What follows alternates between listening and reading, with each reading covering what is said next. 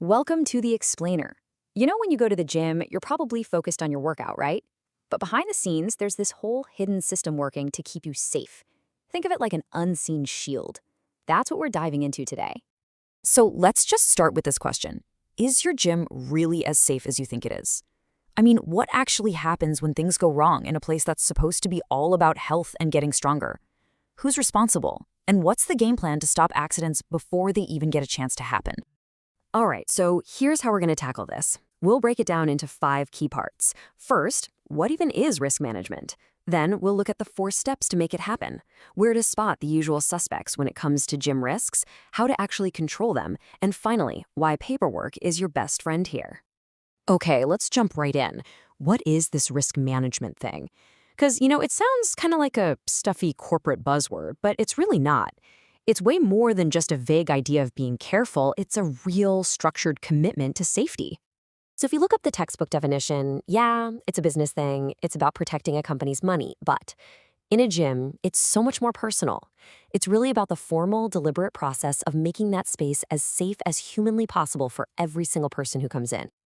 And you gotta see that this protection works on a few different levels.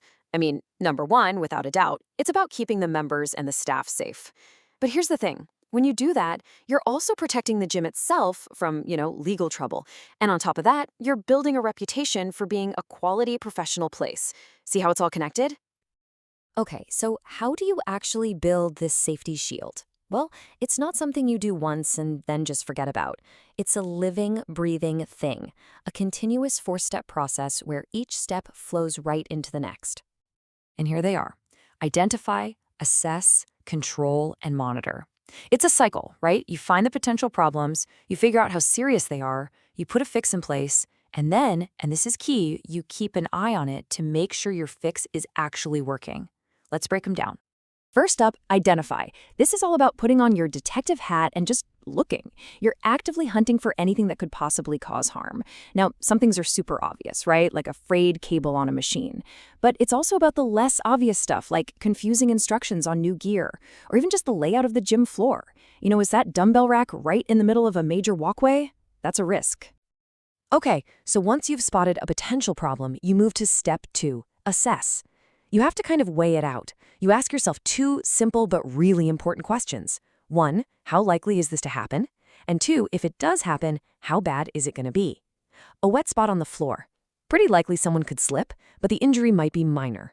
Now that frayed cable on a weight machine, maybe it's not likely to snap today, but if it does, that could be catastrophic. This is how you figure out what to fix first.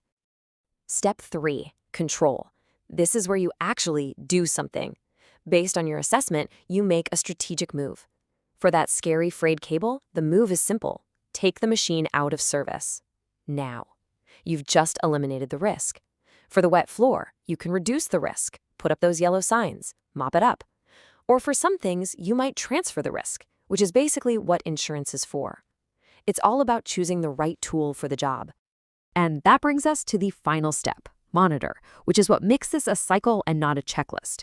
This is so important. Safety is not a set it and forget it kind of deal. You've got to keep checking in.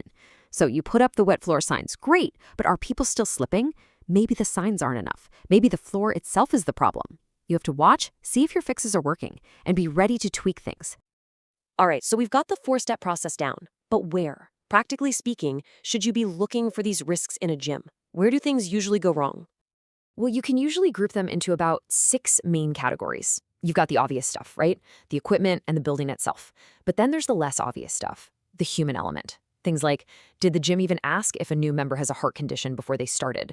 Are the trainers who are giving advice actually certified to do that? It covers everything. Let's zoom in on equipment for a sec. A risk here isn't just a machine with an out-of-order sign taped to it. It's more subtle. It's that brand new, complicated machine with 0 instructions on how to use it safely. Or it's the fact that there's no log showing when it was last checked. It's that one treadmill that sometimes just decides to speed up all by itself. That's a hidden danger right there. Same goes for supervision. We've all seen it, right? A super crowded group class where the instructor's at the front and has no way of seeing if the person in the back has bad form. Or maybe it's a trainer giving out really specific diet advice, but do they have a nutrition certification? That kind of thing puts people in a really tough spot.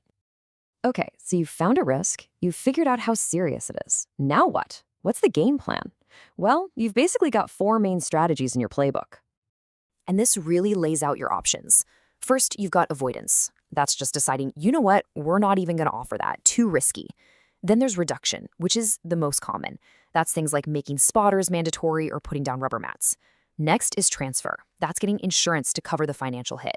And finally, retention. That's for the small stuff, where you just accept the risk and decide you'll handle the cost if it happens.